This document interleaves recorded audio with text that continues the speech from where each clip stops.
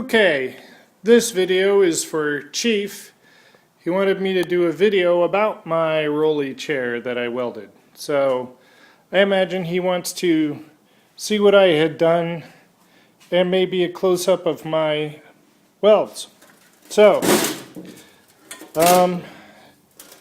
it's not done yet because I want to put more weld on my materials. But this box is it's bed rail basically. They had some black E coating on it, I think. It didn't come off with a aircraft stripper, and my heavy duty wire wheel didn't seem to be doing very much, so I had to actually grind it off. So I got all the sides clean.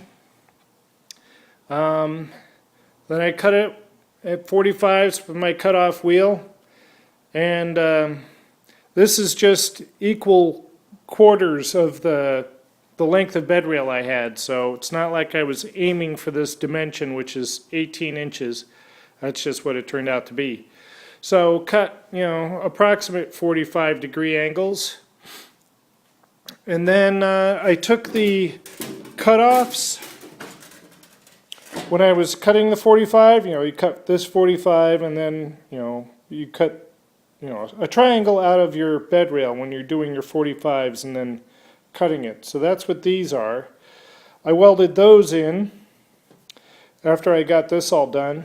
Oh, and by the way, I welded this upside down on my aluminum table. So it's cool. It's like a giant backer plate or spoon. So let's see. And then I welded my casters on far enough that they wouldn't hit the sides, and far out toward the corners so the thing's not tippy. And I had the box upside down because I wanted these, I wanted the sort of lowrider ground effects look, like that, instead of adding more height to my chair. So I wanted that as low as possible. And then that is my 1/4-inch steel that I was farting around with, my practice welding.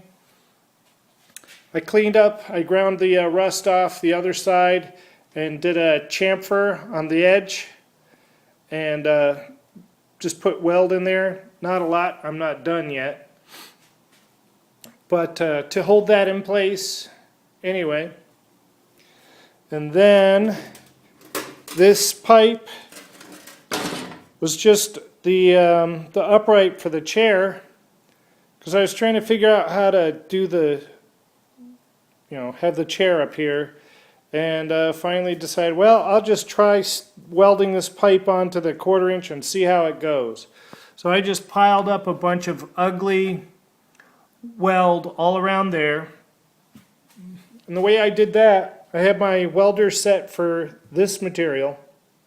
This is Flux core.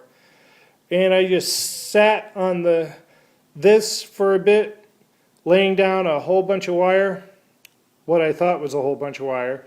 And then I just kind of go whoop a little bit. This I also chamfered, but I don't think that came into play very much. But just went around laying down a bunch of weld, and it seems to be pretty strong, just as it is.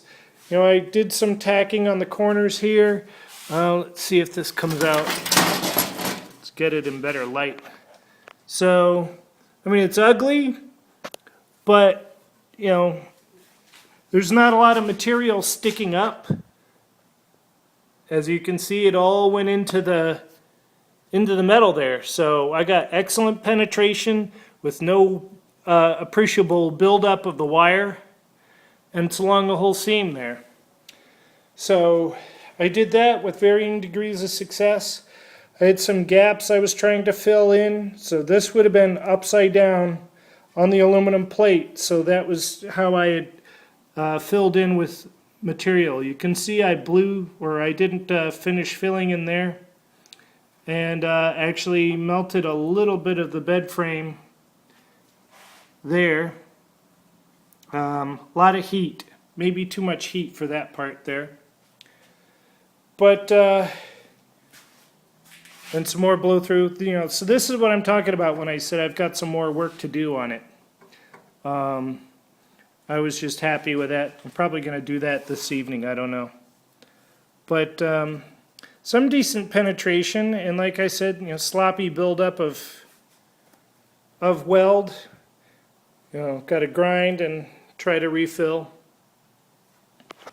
But, very satisfying. I also must say that this was the first flex core welding I did with proper polarity. So the whole time my welder had been set up for gas when I was trying to do my flex core welding. So all the patches that I put in under here were reverse polarity. So, I mean, it worked. You're basically creating an arc. How that makes a difference, I don't know, the polarity, but I seem to have a much better time. My learning curve shallowed out once I had the right polarity. So anyway, there's the rolly chair. I don't know if that answers your video or your questions that you had about it. So let me know if you want to see more. I'll show you more. It's ugly, but she's already very strong and very straight. Very, very straight. No wobbling. So, I thought, after welding this together, it would go clunk, clunk, clunk. Nope. Lucked out. There it is, Chief. Aloha. Skinny. Alright, an addendum to my Chief video. So I did some more welding, tried to fill my gaps, and then I ground it down, and man, the grinding makes it hard to see. But, I've got hollows and all that stuff, but the gaps are closed. I got good steel going across there.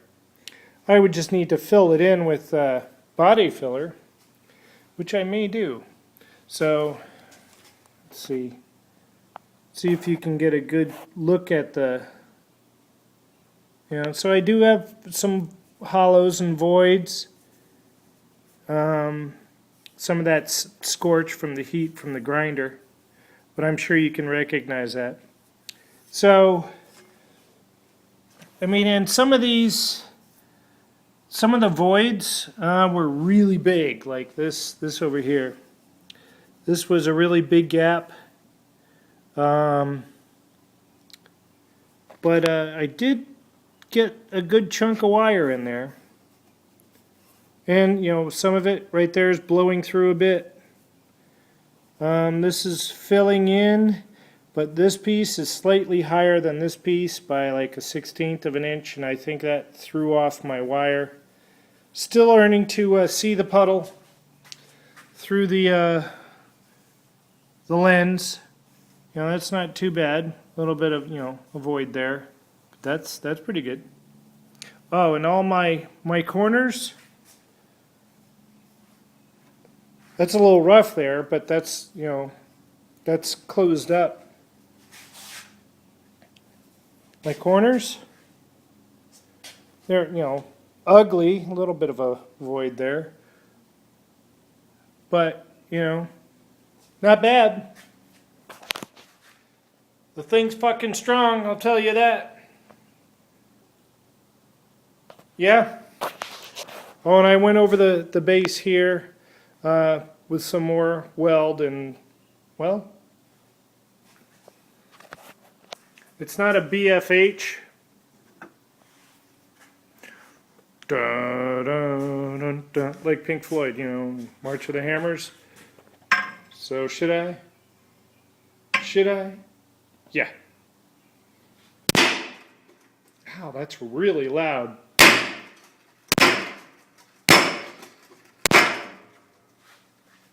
Knocked my clamp loose. So yeah, that's on there. That's on there. And, you know, the whole thing is freaking welded together, so. There you go, Chief. Let me know if you want me to do any more. If you want me to cut some of these welds apart, I could just weld them back together. So if you want to see it up close and intense, you got it. It's all school, man. It's all school.